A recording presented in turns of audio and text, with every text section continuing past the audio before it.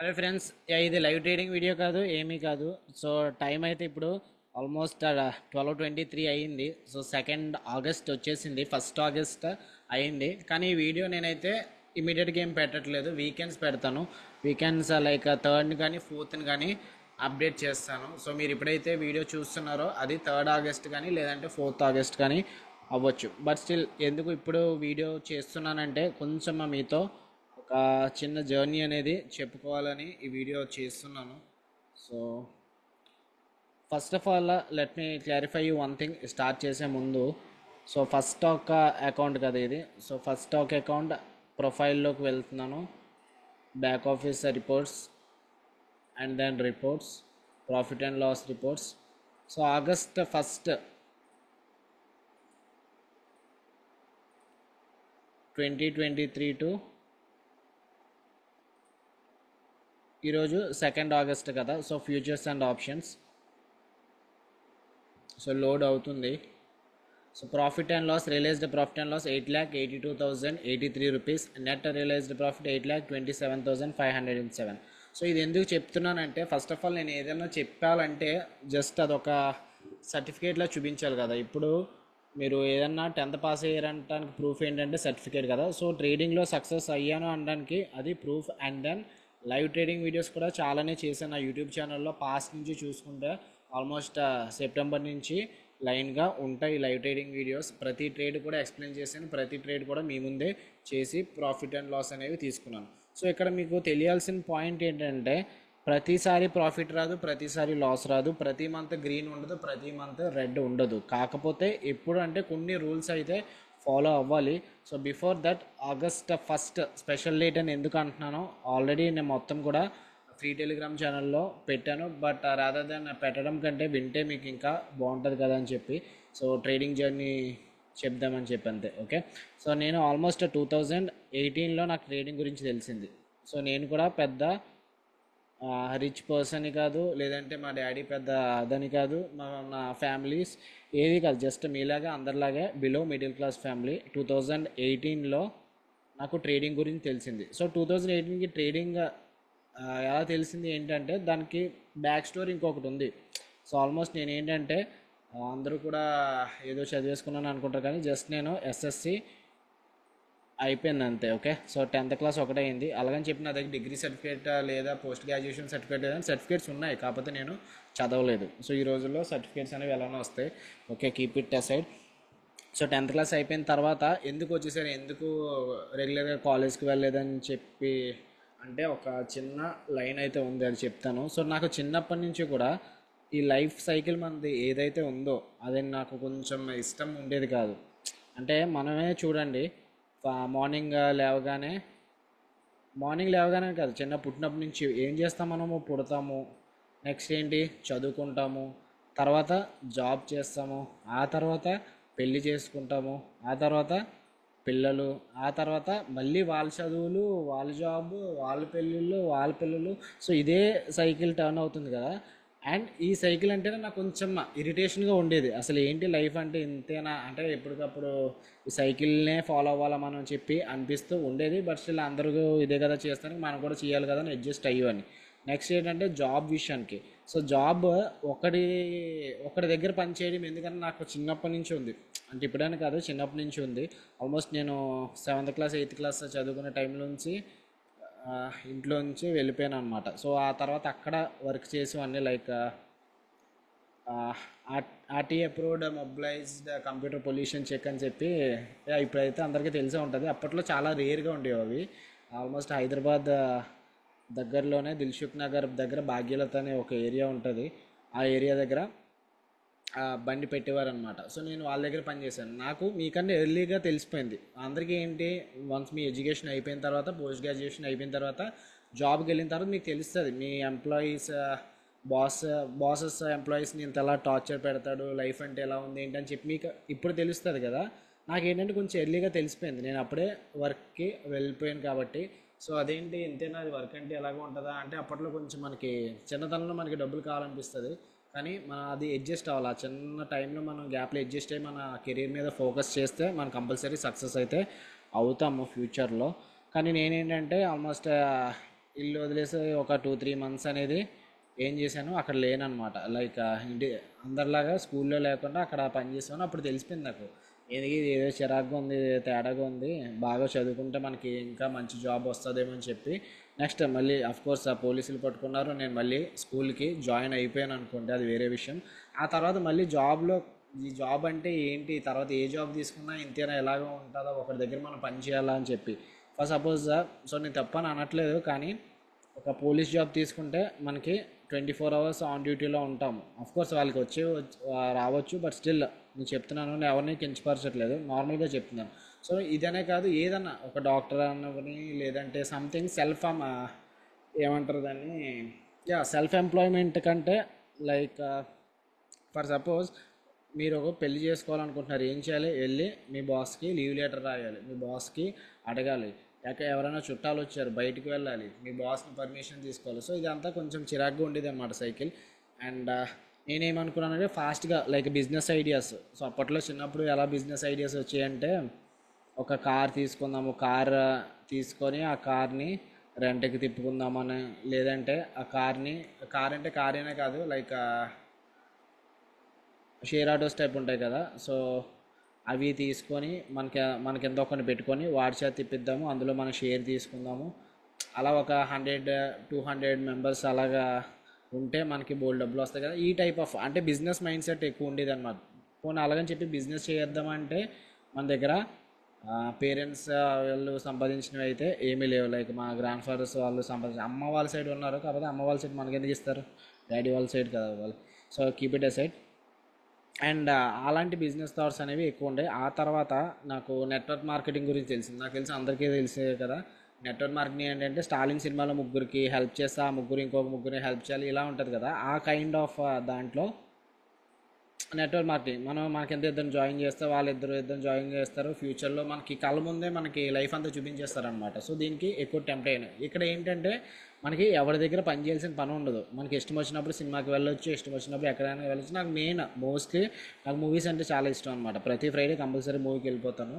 So నేను ఇంతకుముందు పని చేసే దగ్గర అక్కడ మూవీస్ ఏమన్నా రిలీజ్ అవినా సరే వెళ్ళలేకపోయేవాడిని. వాళ్ళని అడగాలంటే నాకు అదిలా ఉండేది, అండ్ వాళ్ళు కూడా పంపించేవారు కాదు. సో దానికోసం అంటే నెట్వర్క్ మార్కెటింగ్ అనేది ఫ్రీడమ్ ఉంది కదా అని చెప్పి చాలా కష్టపడ్డాను. నెట్వర్క్ మార్కెటింగ్లో చాలా కష్టపడ్డాను. ఆల్మోస్ట్ సక్సెస్ అయ్యాను అన్న టైంలోకి అది వచ్చేసి అది బోగస్ కంపెనీ, అది సర్టిఫికేట్స్ లేవనేవారు. సో ఇంకా లైఫ్ అంతే, ఇంకా అలా ఉంటుందేమో అని చెప్పి అనిపించింది. మళ్ళీ యాజ్ యూజువల్ ఆ తర్వాత ఒక పక్క నుంచి ఎగ్జామ్స్ రాస్తున్నాను, కానీ రెగ్యులర్ అయితే కాదు, సర్టిఫికేట్స్ తీసుకుంటున్నాను ఎగ్జామ్స్ నార్మల్గా రాసేసి. అండ్ ఇంకొక పక్క నుంచి ఏదో ఒకటి మనకి ఫస్ట్ ఆఫ్ ఆల్ ఏదైనా బిజినెస్ పెట్టాలంటే డబ్బులు కావాలి కదా, ఆ డబ్బులు కావాలంటే ఏదో ఒక జాబ్ అయితే చేయాలి. సో అందుకు రెస్టారెంట్లో క్యాషియర్గా జాయిన్ అయ్యాను అనమాట. అది నా ఫస్ట్ జాబ్. సో ఇంకా అదే కంటిన్యూ అయిపోయింది. నాకు హోటల్ మేనేజ్మెంట్ కొంచెం చేయాలని ఉండేది, హోటల్ మేనేజ్మెంట్ కూడా చేశాను, కాకపోతే అది డిస్కంటిన్యూ చేశాను, కంప్లీట్గా చేయలేదు. బట్ హోటల్ మేనేజ్మెంట్ చేస్తూనే నేను ఫ్రంట్ ఆఫీస్లో క్యాషియర్ కానివ్వండి, లేదంటే సూపర్వైజర్ కానివ్వండి, ఇలాంటివి చేసేవాను అనమాట. అక్కడ నాకు ట్రేడింగ్ గురించి తెలిసిందే. లైక్ ఇద్దరు వెయిటర్స్ మాట్లాడుకుంటుంటే ఇక్కడ సంపాదించేస్తున్నాడు, స్టాక్ మార్కెట్లో కూడా సంపాదించేస్తున్నాడు అని చెప్పి ఇంకొక వెయిటర్ సరదాగా ఒక వెయిటర్ని అంటున్నారనమాట. సో అప్పుడు నాకు ఇది ఏంటి, స్టాక్ మార్కెట్ ఇలా కూడా సంపాదించవచ్చు అని చెప్పి అక్కడ తెలిసింది. ఆ తర్వాత ఆయన ఏం చేసేవారంటే ఎస్బీఐ షేర్స్ని, అంటే బ్యాంక్ నిఫ్టీ వీక్గా ఉందనుకోండి, ఎస్బీఐ షేర్స్ని అమ్మేవాడు అనమాట. జస్ట్ ఒక 3 రూపీస్ 4 రూపీస్ కింద పడిపోయిన తర్వాత ఇమీడియట్గా సెల్ చేస్తాడు, 100 క్వాంటిటీస్ తీసుకొని. ఆ రోజు 300-400 వచ్చింది అనమాట. సో ఇదేదో బాగుంది ప్రాసెస్, ఇంత ఈజీ అని చెప్పి అప్పుడు స్టార్ట్ చేశాను జర్నీ. అప్పుడు ఏమైందంటే డిమాట్ అకౌంట్ ఓపెన్ చేసుకున్నాను. డిమాట్ అకౌంట్ ఏంటి, అప్ స్టాక్స్ అవి అంత ఏమి అప్పుడు లేవు. కార్వా కంపెనీ మీకు తెలిసే ఉంటుంది చాలామందికి, కోర్స్ ఇప్పుడు రీసెంట్గా వచ్చిన తెలియదు. కార్వా కంపెనీలో అకౌంట్ ఓపెన్ చేసుకొని అలా ట్రేడ్ చేయడం స్టార్ట్ చేసాను. వచ్చినప్పుడు బాగుండేది, పోయినప్పుడు ఏమో పోయేది. సో అంతా అయిపోయింది, అంతా నార్మల్గా మీకు ఎలాగైతే జరుగుతుందో అలాగే జరిగేది నాకు. దాని తర్వాత ఏదన్నా కోర్స్ ఉంటే బాగుంది కదా నేర్చుకోవడానికి, ఇది ఎందుకంటే సంథింగ్ ఏదో ఉన్నా ఉంటుంది అసలు. అంటే ఆయన ఎలా చెప్పేవాడంటే దీనికి ఏం ఉండదు, నీకు ఒక 3 days ప్రాఫిట్ వస్తే నువ్వు దీంట్లో సక్సెస్ అయిపోయినట్టే. వారెన్ బఫెట్ వీళ్ళందరూ 5,000తో గట్ట సక్సెస్ అయిపోయారు, అది ఇదని చెప్పారు అనమాట. అంటే గ్యాంబ్లింగ్ టైప్ ఇది, ఆల్మోస్ట్ ప్యాకెట్లోకి వెళ్తుంది. కాకపోతే ఏదైనా కోర్స్ ఉండి నేర్చుకుంటే దీన్ని మాస్టర్ చేయొచ్చు కదా అని చెప్పి నాకు అప్పటి నుంచే థాట్స్. రకరకాల బుక్స్ తెచ్చుకునేవాడిని, అండ్ నా రకరకాల మెంటర్స్ని అప్పట్లో చాలా తక్కువ అనమాట. యూట్యూబ్లో గట్టా మెంటర్స్ చాలా తక్కువ. ఇప్పుడైతే ఎక్కువ మంది వస్తున్నారు కానీ అప్పట్లో చాలా తక్కువ. సో మెంటర్స్ మీరు అందరూ కలిసింది. అప్పుడు నాకు సిపిఆర్ గురించి తెలిసింది, ఫ్రాంక్ కోచెవా గురించి తెలిసింది, అశ్విని గుజరాల్ గురించి తెలిసింది. సిపిఆర్ని ట్రేడ్ చేసే రిమైనింగ్ పీపుల్ ఉన్నారు కదా, లైక్ భూపతి శంకర్ కానివ్వండి, రిమైనింగ్ పీపుల్ అందరి గురించి తెలిసింది. అప్పుడు ఇది బాగుంది కదా, సిపిఆర్ ఏంటి, నిఫ్టీ, బ్యాంక్ నిఫ్టీ ఏంటి, ఆప్షన్స్లో ఇంత మా ప్రాఫిట్ వస్తుందా మనకని చెప్పి ఇదంతా తెలిసి, so real credit goes to అయితే అశ్విని గుజరాల్. అది ఎందుకన్నది నేను తర్వాత చెప్తాను. సో ఇప్పుడు సిపిఆర్ గురించి తెలిసింది. సో ఇప్పుడు ఏంటంటే నేను సిపిఆర్ని మాస్టర్ చేయాలి, నిఫ్టీని బ్యాంక్ నిఫ్టీని మాస్టర్ చేయాలి. నిఫ్టీ బ్యాంక్ నిఫ్టీ అసలు ఆప్షన్స్ ఉంటాయని కూడా నాకు తెలియదు, డైరెక్ట్గా ట్రేడ్ చేసేచ్చామో అనుకున్నాను. బట్ కొన్ని రోజుల తర్వాత నిఫ్టీ బ్యాంక్ నిఫ్టీ ఆప్షన్స్ గురించి తెలిసింది, ఫ్యూచర్స్ గురించి తెలిసింది. అప్పట్లో ఇప్పుడైతే మనకి 1 lakh 1.5 lakhs కావాలి ఒక లాట్ సెల్ చేయాలన్నా, లేదంటే ఫ్యూచర్ అమ్మాలన్నా కొనాలన్నా. అప్పట్లో ఏంటంటే మనకి జస్ట్ 15,000 20,000కే ఫ్యూచర్స్ అమ్మేయచ్చు, ఫ్యూచర్స్ కొనేయచ్చు, ఆప్షన్స్ అమ్మేయచ్చు. సో అలాంటి అడ్వాంటేజ్ ఉండేది ఆ టైంకి. నాకైతే కొంచెం నాకు లక్ ఫేవర్ చేసింది అనుకోవచ్చు అప్పుడు. ఓకే, ఎందుకంటే ఆ తక్కువ క్యాపిటల్తో మనకి option selling, option buying, futures ఇవన్నీ వచ్చేస్తున్నాయి కాబట్టి నేను ఎక్కువ నేర్చుకోవడానికి అప్పుడు స్కోప్ దొరికింది. ఇప్పుడైతే అలా లేదులేండి, మనకి సెబీ రూల్స్ అవి మార్చేసాయి. సో అది దానివల్ల కొంచెం అడ్వాంటేజ్ వచ్చి నేనైతే నేర్చుకున్నాను, మళ్ళీ పోగొట్టుకున్నాను. ఆ తర్వాత మళ్ళీ అంటే trading, risk management, Ashwini Gujral అని చెప్పాను కదా, అక్కడ నాకు అశ్విని గుజరాల్ వీడియోస్ అవి చూసి కొంచెం క్లిక్ అయ్యింది. ఎందుకంటే ఈయన ఎలా ట్రేడ్ చేస్తారంటే, అశ్విని గుజరాల్ ఎలా ట్రేడ్ చేస్తారంటే సిపిఆర్ వాడతారు, సిపిఆర్తో పాటు రిమైనింగ్ అలా మూవింగ్ యావరేజెస్ అవి కూడా వాడతారు. అది ఏంటంటే ఫస్ట్ ఒక లాంగ్ ట్రేడ్, ఇంత పెద్ద బుల్లిష్ క్యాండిల్ వచ్చింది కదా, మార్కెట్ మొమెంటం బాగుంది కదా అని చెప్పి లాంగ్ ట్రేడ్ ఇక్కడ తీసేసుకుంటారు. సో లాంగ్ ట్రేడ్ ఎంట్రీ ఇక్కడ, స్టాప్ లాస్ కొంచెం వైడ్గా పెట్టుకుంటారు. స్టాప్ లాస్ కొంచెం పెద్ద స్టాప్ లాస్ పెట్టుకొని, ఆ తర్వాత వన్స్ ఎప్పుడైతే డేలో బ్రేక్అవుట్ అయిందో, మొమెంటం వీక్గా ఉందో, ఇది కట్ చేసుకొని ఇది హోల్డ్ చేసుకుంటారనమాట. సో ఇక్కడ ఎంట్రీ, ఇక్కడ స్టాప్ లాస్ వెయిట్ చేస్తారు. ఆయన ఏంటంటే స్వింగ్ ట్రేడింగ్ చేసేవారు అనమాట, లైక్ పొజిషన్ ట్రేడింగ్ చేసేవారు. అంటే ఒకే రోజు కాకుండా హోల్డ్ చేసుకునేవారు, ఆప్షన్ బయింగ్లోనే హోల్డ్ చేసుకునేవారు. ఎలాగంటే ఒక 3-4 days మనం హోల్డ్ చేసుకుంటే ఈజీగా గుడ్ ప్రాఫిట్స్ వచ్చాయి. ఫర్ సపోజ్ నేను మీకు చెప్తున్నాను, ఇక్కడ డే హై బ్రేక్అవుట్ అయింది కదా, సో ఇక్కడ మీరు లాంగ్ ఎంట్రీ వెళ్ళి అలా హోల్డ్ చేసుకుంటే ఒక 3-4 days హోల్డ్ చేసుకుంటే 1000 points మూమెంట్ వచ్చిందా లేదా చూడండి ఇక్కడ. సో ఇక్కడ నుంచి 3-4 days కూడా అవసరం లేదు, ఇమీడియట్గా ఇక్కడ డే హై బ్రేక్అవుట్ అయిందా, కాకపోతే మనం ఎగ్జిట్ అయిపోతాం కదా, ఆయన ఎగ్జిట్ అవ్వరు అనమాట, అలా హోల్డ్ చేస్తూ ఉంటారు. సో అలా ఇక్కడ 1400 points వచ్చాయి. సో 1000 points దగ్గర అలా ట్రైలింగ్ చేసుకుంటూ ఉండేవారు అనమాట. సో అలా నాకు అది బాగా నచ్చింది. విన్ అవుతున్నప్పుడు ఎక్కువ విన్ అవ్వడము, లూజ్ అవుతున్నప్పుడు తక్కువ లూజ్ అవ్వడం నాకు కొంచెం బాగా నచ్చింది. అండ్ ఇంత పెద్ద బేరిష్ బార్ వచ్చింది అనుకోండి, మనం ఏమైపోతామో చాలా టెన్షన్ పడిపోతాము, లాస్ అని ప్రాఫిట్స్ అని పోతాయేమో, లాస్ వస్తుందేమో. ఆయన చాలా రిలాక్స్డ్గా, ఆయన లైవ్ ట్రేడింగ్ సెషన్స్ కూడా నేను జాయిన్ అయ్యాను, చాలా రిలాక్స్డ్గా ఓకే ఇంత పెద్ద బార్ వచ్చింది కాబట్టి ఇక్కడ సెల్లర్స్ కొంచెం అగ్రెసివ్గా ఉన్నారని చెప్పి ఇక్కడ క్లోజ్ చేసి, మళ్ళీ ఇక్కడ ఎంత పెద్ద రెడ్ బార్లోనే మళ్ళీ షార్ట్ ఎంట్రీ తీసుకున్నారు, మళ్ళీ అలా హోల్డ్ చేసుకున్నారు షార్ట్ ట్రేడ్స్. సో ఇక్కడ ఎంట్రీ తీసుకున్నారు కదా, అలా హోల్డ్ చేసేవారు, మళ్ళీ 3-4 days హోల్డ్ చేసేవారు. అండ్ ఎటువంటి భయం గట్ట ఏం పడకుండా హోల్డ్ చేసేవారు. And pivot to pivots, like S1 pivot, R1 pivot. ఇక్కడ చూడండి మనకి ఒక నిఫ్టీలో చాలా డేస్ నుంచి R1 పివోట్ రెసిస్టెన్స్ ఇచ్చింది కదా, అలా పివోట్ టు పివోట్ రెసిస్టెన్స్ ఇచ్చేవారు. ఇక్కడ షార్ట్ చేశారనుకోండి హోల్డ్ చేసేవారు, మళ్ళీ నెక్స్ట్ స్టాప్ లాస్ దీనిపైన అక్కడ R1 పివోట్ పైన పెట్టుకున్నారు, మళ్ళీ హోల్డ్ చేసేవారు. మనం ఎంతసేపు హోల్డ్ చేయం కదా, జనరల్గా మనకి ఒక 500 points రాగానే మనకి 500 points వచ్చింది కదా, స్క్వేర్ ఆఫ్ చేస్తాం కదా. సో నాకు ఇక్కడ తెలిసింది అశ్విని గుజరాల్ గారి దగ్గర. సో ఆయన ఇప్పుడు లేరు, బట్ స్టిల్ మీరు కావాలనుకుంటే how to make money with Ashwini Gujral books ఉంటే అమెజాన్లో కొట్టండి, చాలా ఉంటాయి బుక్స్.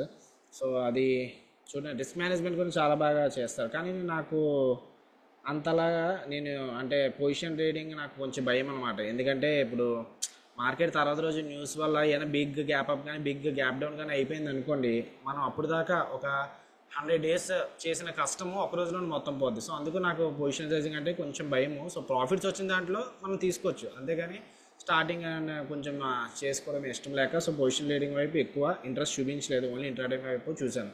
లైక్ చాలా అందరినీ ఫాలో అయ్యాను, పవర్ స్టాక్స్ని, బూమింగ్ బుల్స్ని అందరినీ కూడా ఫాలో అయ్యాను. వన్స్ ఈ పొజిషన్ ఇది రిస్క్ మేనేజ్మెంట్ ఎప్పుడైతే మాస్టర్ చేశానో ఆ తర్వాత మనకి ఇంకా తిరుగులేదు, అది లేదు ఇది లేదని చెప్పి ప్రాఫిట్స్ కాదు లాస్ కాదు బ్రేక్ ఈవెన్లో ఉండేవాడిని. ఆ తర్వాత కొంచెం స్లోగా బ్రేక్ ఈవెన్ ఫేజ్ నుంచి సక్సెస్ఫుల్ ట్రేడర్ అయ్యాను. ఆ తర్వాత అంటే 2020లోనే అయిపోయింది నాకు, 2020 నుంచి 21 ఆ టైంలో నాకు ఒక 2-3 ఇయర్స్లో కొంచెం ఫాస్ట్గా నేర్చేసుకున్నాను. నాకు చెప్పాలంటే చాలామంది ఒక 10 ఇయర్స్ స్టాక్ మార్కెట్లో ఉన్నా సరే వాళ్ళు సక్సెస్ అయ్యారని చెప్పి వాళ్ళు నిజంగా చెప్పుకోలేరు. ఎందుకంటే ఆ, నా దగ్గర ఉన్నది ఏంటంటే నాకు కొంచెం ప్యాషన్ ఎక్కువ. నేను ఎవరి దగ్గర పని చేయకూడదు కదా అని చెప్పి దీన్ని ఎలాగైనా మాస్టర్ చేయాలని చెప్పి ఇంకా అలా నేర్చుకొని ఆ, కొంచెం అయితే ఆ, ఇబ్బంది పడ్డాను, బట్ స్టిల్ నేర్చుకున్నాను.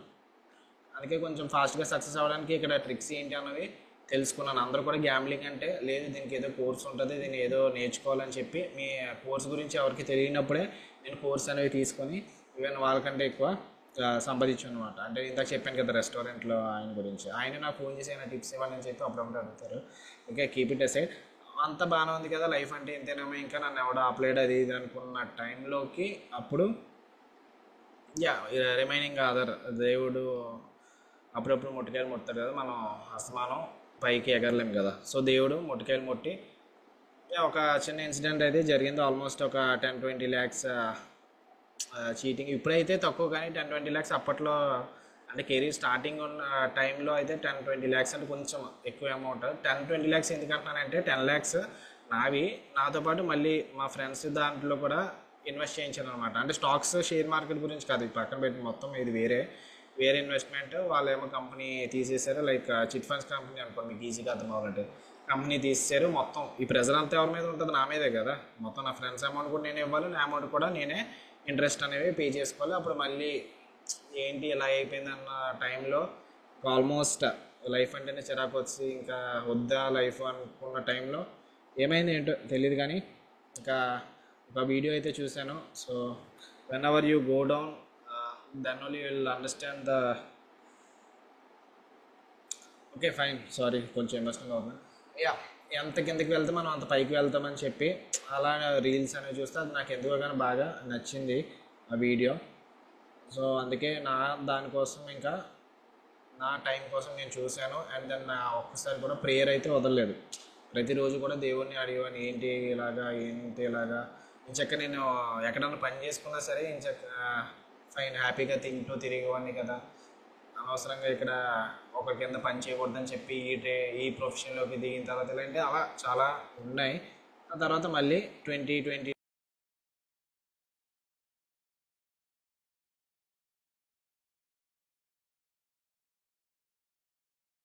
23 ఆ టైంకి ఒక 2 ఇయర్స్లో సెట్ అయిపోయింది మొత్తం. ఓకే, సో సెట్ అయిపోయింది దేవుడి దయ వల్ల. అండ్ దెన్ 23 నుంచి ఆగస్ట్ 1 ఎందుకంటున్నానంటే నాకు ఆ రోజే నాకు మార్కెట్ అనేది కొత్త సైడ్ చూపించింది. అండ్ దెన్ ఆ రోజే నాకు మొత్తం క్లియర్ అయిపోయి హెడ్ ఎక్స్ అంతా క్లియర్ అయిపోయి ఇంకా హమ్మయ్య మళ్ళీ ట్రీట్ చేసుకోవచ్చు మనం ఫ్రెష్గా, ఇంకా హెడ్ ఎక్స్ అని క్లియర్ అయిపోయి అని చెప్పి ఇంకా మళ్ళీ కమింగ్ బ్యాక్ టు 2024. సో ఇందాక చూపించాను కదా రిపోర్ట్. సో ఆగస్ట్ 1 నుంచి ఈరోజు మళ్ళీ ఆగస్ట్ 1 వచ్చింది. సో ఎందుకో గుర్తొచ్చింది మీతో షేర్ చేసుకుందాం అని చెప్పి. సో యూట్యూబ్ ఛానల్లో ఎప్పుడో పెడదామని అనుకున్నాను, కాకపోతే యూట్యూబ్ మళ్ళీ ఎందుకు ఇది ఏంటి సంథింగ్ కోర్స్ అమ్ముకుంటున్నారనో లేదంటే ఏదైనా అనుకుంటారని చెప్పి నేనైతే అప్పుడు స్టార్ట్ చేయలేదు. కానీ దాని తర్వాత తెలిసింది నాకు ఏదైనా మల్టిపుల్ సోర్స్ ఆఫ్ ఇన్కమ్ ఉంటే బెస్టే కదా. పోనీ నెక్స్ట్ ఏంటి నాలాగా, పోనీ నేను ఒక మెంటర్ దగ్గర నేర్చుకున్నాను కదా, నాలాగే నేర్చుకోవాలనుకున్న వాళ్ళు కూడా ఉంటారు కదా. సో వాళ్ళ కోసం చేస్తే తప్పేంటి? అఫ్కోర్స్ నేను కష్టపడ్డాను, 10 అవర్స్ నాన్ స్టాప్గా మాట్లాడాను, నాకు తెలిసిన నాలెడ్జ్ చెప్పాను. అండ్ దెన్ ఉపయోగపడకపోతే వాళ్ళు నా ఫీజు నాకు ఇచ్చానని చెప్పి అంటారు కదా. ఇప్పుడు వచ్చి ఆల్మోస్ట్ చాలామంది జాయిన్ అయ్యారు, ఒకరు కూడా ఇది సెషన్ వేస్ట్ అని చెప్పి ఎవరు కూడా అనలేదు. ఈ సెషన్ వేస్ట్ అని చెప్పి నాకు అని ఉంటే ఇమీడియట్గా వాళ్ళకి రిఫండ్ చేసేయడమో లేదంటే వాళ్ళ లాస్ అమౌంట్ నేను పే చేసాము ఏదో ఒకటి చేద్దాను, కానీ ఎవరు కూడా అలా చెప్పలేదు. ఇది ఒక మల్టిపుల్ సోర్స్ ఆఫ్ ఇన్కమే కదా అని చెప్పి అనిపించింది అనమాట. సో అందుకు మళ్ళీ యూట్యూబ్ ఛానల్ తర్వాత రీసెంట్గా స్టార్ట్ చేశాను, లాస్ట్ ఇయర్ స్టార్ట్ చేశాను. నాకు ఇంకా ఎక్కువ ఇంట్రెస్ట్ లేదు. ఇంకా కావాలనుకుంటే ఒక ఎడిటర్ని పెట్టుకోవడమో లేదంటే ఒక వీడియోగ్రాఫర్ని పెట్టుకోవడము ఇవన్నీ చేద్దును, కానీ నాకు ఇంట్రెస్ట్ అయితే ఎక్కువ లేదు. అందుకే నేనే జస్ట్ నార్మల్గా ఏదో చేసేసి నా వీడియోస్ నేను నిజాయితీగా చూపిద్దాం అనుకున్నాను. అందుకే ఒక్కరోజు కూడా లైవ్ ట్రేడింగ్ వీడియో మిస్ చేయలేదు లాస్ట్ ఇయర్ నుంచి. ఇప్పుడు ఈ మధ్య ఎందుకు మిస్ చేస్తున్నానంటే ఈ లైవ్ ట్రేడింగ్ వీడియో ఇంతకు ముందు జస్ట్ నేనే చెప్పివని క్లాసెస్ లైవ్లో చెప్పి ఈవినింగ్ యూట్యూబ్లో పోస్ట్ చేసేవాని. ఇప్పుడు ఏంటంటే లైవ్లో మళ్ళీ క్లాస్ జరుగుతుంది కదా. సో ఇప్పుడు ఇందాక మీరు చూస్తున్నది 8 lakh ప్రాఫిట్ వచ్చింది కదా, దానికి క్యాపిటల్ అప్పుడు 20 lakhs, కానీ 10 lakhs ఉన్నా సరిపోతుంది. ఓకే, 10 lakhs ఉన్నా సరే మీకు నేను రిస్క్ 20 lakhs ఉంటే 20,000 రిస్క్ చేసి 40,000 రివార్డ్ కోసం వచ్చాను. నేను ఏం చేశానంటే అందులో హాఫ్ 0.5 రిస్క్ చేశాను, 1% రివార్డ్ పెట్టుకున్నాను. సో 10 lakhs ఉన్నా సరే 8 lakhs వద్దును, ఆల్మోస్ట్ 100%కి దగ్గరగా వద్దును. కానీ నేను లైవ్ ట్రేడింగ్ వీడియో మళ్ళీ సేమ్ అదే క్యాపిటల్తో చేస్తే మీ దగ్గర ఎక్కువ క్యాపిటల్ ఉంది, మీరేమో పొజిషన్లో అడ్జస్ట్ చేసుకున్నారు అది ఇది అంటారని చెప్పి నేను క్యాపిటల్ మళ్ళీ ఈ లైవ్ ట్రేడింగ్ సెషన్ ఎప్పుడైతే పెట్టానో అప్పుడు మళ్ళీ ఒక 2 sessions అలాగే కంటిన్యూ చేశాను. తర్వాత నుంచి ఎందుకో నాకు కరెక్ట్ కాదనిపించింది. మీ దగ్గర కూడా క్యాపిటల్ తక్కువ ఉన్న వాళ్ళు తక్కువ నుంచి ఎక్కువ ఎలా వెళ్ళాలో తెలిస్తే బాగుంటుంది కదా అని చెప్పి ఇంకా నేను లైవ్ ట్రేడింగ్ వీడియో కూడా తక్కువ క్యాపిటల్తో చేస్తున్నాను. అంటే తర్వాత వాళ్ళు కూడా దాని ద్వారా చూసి నేర్చుకోవచ్చు కదా, వాళ్ళు కూడా క్యాపిటల్ ఇంక్రీజ్ చేసుకోవచ్చు కదా అని. బట్ స్టిల్ అయినా సరే ఇంకా కొంచెం మంది గివప్ ఇస్తారు. ఎందుకంటే ప్రతిసారి ప్రతిరోజు మంది కాదు, ప్రతి ఆపర్చునిటీ మంది కాదు. ఓకే, సో మంది చిన్న ట్రిక్స్ అయితే చెప్తాను ట్రేడింగ్లో సక్సెస్ అవ్వాలంటే. ఈ వీడియో పెట్టడానికి రీజన్ వ్యూస్ రావాలని కాదు, నాకు ఇంత ప్రాఫిట్ వచ్చేసింది మీరు కూడా జాయిన్ అయిపోండి అని చెప్పడానికి కాదు, ఏం కాదు, తెలుసుకొని మీరు కూడా అచీవ్ అవుతారని. ఇప్పుడు దాకా వీడియో విన్నారో లేదో తెలియదు కానీ ఈ పాయింట్స్ వింటే మాత్రం కంపల్సరీ మీకు ఉపయోగపడవచ్చు. ఫస్ట్ పాయింట్ ఏంటంటే మనకి జాబ్ కాదు మంది. ఓకే, ఇది ఏంటిది ట్రేడింగ్. జాబ్లో ఏంటంటే ప్రతిసారి నువ్వు పని చేసినా అటు ఇటు ఆడుకొని తిన్నా మీకు కంపల్సరీ ఇక్కడ మంత్ ఎండ్కి గ్రీన్లో ఉంటావు, నీకు అమౌంట్ అనేది నీకు చేతిలో కనిపిస్తుంది.